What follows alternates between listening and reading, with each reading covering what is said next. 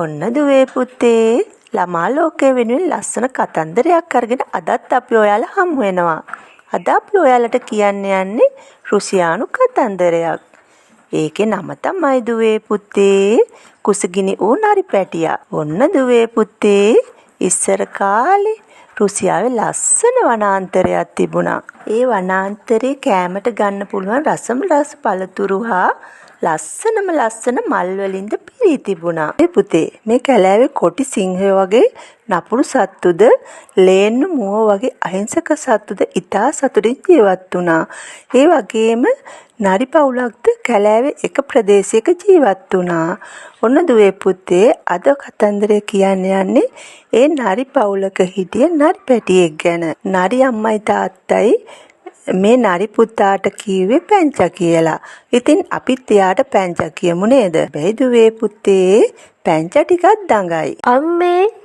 අම්මේ කෝ මේ අම්මා කොහෙ ගිහිල්ලාද මන්දා? මට හොඳටම බඩගිනි. ඇයි පුතේ මේ කෑ ගහන්නේ? මට හොඳටම බඩගිනි අම්මේ. කන්න මොකුත් නෑ පුතේ. තාත්තා ගියා කැලෑවට කෑම හොයාගෙන ඉන්න. ඒකත් එහෙමද? මට තාත්තා එනකන් ඉන්න බෑ අම්මේ. හොඳටම බඩගිනි. මම යනවා තනියම කැලෑවට ගිහින් කන්න මොනවා හරි හොයාගන්න. අනේ එපා පුතේ. ඔයා තාම චූටි. කැලෑවේ ඇවිදින්න තරම් ලොකු නැහැ. මගේ පුතා කැලෑවේ අතරමං වෙයි. තාත්තා දැන් මේ ළඟම එනවා ඇති. මට බෑ තාත්තා එනකන් ඉන්න. මම යනවා කැලෑවට කෑම හොයාගෙන. එහෙම කියපු පැංචා එකපාරටම කැලෑවට දුවන්න වුණා. අම්මට තවත් මුකුත් කියන්න බැරි වුණා. අම්මා හරිම දුකෙන් අඬ ඉන්නවා. ඔන්න දුවේ පුතේ පැංචා ඔහොම ඇවිදගෙන යන විට ගහක් උඩ ඉඳගෙන ලේන් පැටියෙක් අඹ කනවා දැක්කා. යාළුවා මට හොඳටම බඩගිනි. මටත් අඹ කෑල්ලක් දෙන්නකෝ. යාළුවේ මම ඔයාට අඹ ගෙඩියක් කඩලා දෙන්නම්. ඔන්න අල්ලගන්නකෝ. යාළුවේ ඔයාට පුළුවන්ද මේ කැලෑවේ පළතුරු ගොඩක් තියෙන තැනක් මට කියන්න? මම කියන්නම් යාළුවේ. ඔයා ඔහොම ඇවිදගෙන ඉස්සරහට යද්දි ලොකු කොස් ගහක් හම්බෙයි. එතනින් දකුණු අත පැත්තට හැරෙන්නකෝ. ඔහොම ටික දුරක් යන විට ලොකු පළතුරු වත්තක් හමු වෙනවා.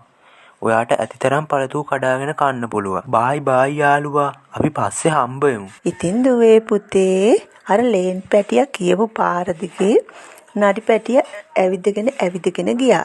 ඔහොම යන විට පැංචා දැක්ක ලස්සන විශාල පළතුරු වත්තක්. ඉතින් මේ නරි පැටියා එකපාරටම දුවගෙන ගියේ අර පළතුරු වත්තට. එයා කන්න ආස පළතුරු ගොඩාක් තියෙනවා. ආනේ මේ පළතුරු වත්තේ තියෙන්නේ මම කන්න ආසම පළතුරුනේ. ඉස්සෙල්ලම කඩාගෙන කන්න ඕනේ අර ලස්සන මිදි පොකුර. ඔන්න දුවේ පුතේ මේ නරි පැටියා අර මිදි පුකුර කඩන්න ලෑස්ති වුණා. මේක කඩන්නේ කොහොමද? මම උස මදිනේ. අම්මා මට උඩ පනින්න කියලා තියලානේ තියෙන්නේ. මේක උඩ පැනලා කඩන්න පුළුවන් වෙයි. ඉතින් දුවේ පුතේ මේ නරි පැටියා හවස් වෙනකම් අර මිදි පුකුර කඩන්න උඩ පැන්න ඒත් එයාට කඩන්න බැරි වුණා. අන්තිමට නරි පැටියා ලේන් පැටියා දුන්න අඹ ගෙඩිය කාලක් දැන් ගොඩක් වෙලා. මට ආපහු බඩගිනි. කොච්චර පළතුරු තිබුණත් මොකටද මට මේවා කඩන්න බැහැනේ. දැන් මගේ අම්මා තාත්තා මාව හොයනවත් ඇති. මේ අතරේ කැලෑවට කෑම හොයාගෙන එන්න ගියපු නරි තාත්තා මස් වගේකුත් අරගෙන ආපහු ගෙදර ආවා. හාමිනේ කොහොමේ පුතා? කතා කරන්නකෝ යාට. මම මේ පුතා කන්න ආස පළතුරු ටිකක් ගෙනාවා.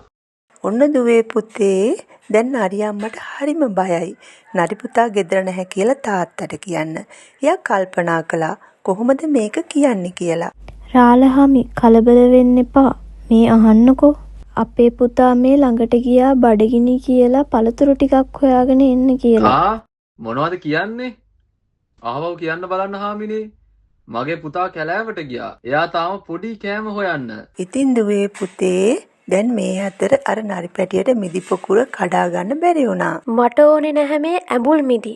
මම කඩාගෙන කනවා අර peer ගෙඩිය. ඇඹුල් මිදි මෙතරම් කඩා කන මෝඩයෙක් නොම වෙමි. අපේ නෑදෑයෙක් කියලා තියෙන්නේ මේ නිසා වෙන්නේ නැති. හොඳටම රෑ වෙලා. ඉක්මනට ගෙදර යන්න ඕනේ. එහෙම කියපු නරි පැටියා ඉක්මනට ගෙදර යන්න පිටත් වුණා. දැන් මේ නරි ගෙදර හරිම කලබලයි. නරි අම්මා අඬනවා. නරි තාත්තා නෑදෑයොත් එක්ක නරි පුතා හොයනවා. දැන් හොඳට මඳුරත් වැඩිලා. ඉතින් ඔහොම ඉන්න විට නරි තාත්තා දැක්ක ඈතින් කවුද එනවා. නරි තාත්තා එතනට දුවගෙන ගියා. අනේ මේ මගේ රත්තරන් පුතානේ. මගේ පුතා කොහෙද ගියේ? මම පුතාට කන්න ගොඩක් පළතුරු ගෙනාවනේ. නැහැ තාත්තේ, මමත් දැන් ලොකුයි. මටත් පුළුවන් කෑම හොයාගන්න. මම කැලෑවේ තියෙන ලොකු පළතුරු වත්තකුත් හොයාගත්තා. ඉතින් දුවේ පුතේ නරි අම්මත් ටික වෙලාවකින් එතනට ඇවිත් නරි පුතාවත් වඩාගෙන තුන් දෙනාම හරිම සතුටින් ගෙදර ගියා. එහෙමනම් දුවේ පුතේ ළමා ලෝකයේ වෙනුවෙන් තවත් ලස්සන කතන්දර අරගෙන අපි ඔයාලා හමු වෙන්නම්. එතකම් ඔයාලා සතුටෙන් පරිස්සමින් ඉන්න ඕනේ. ස්තුතියි.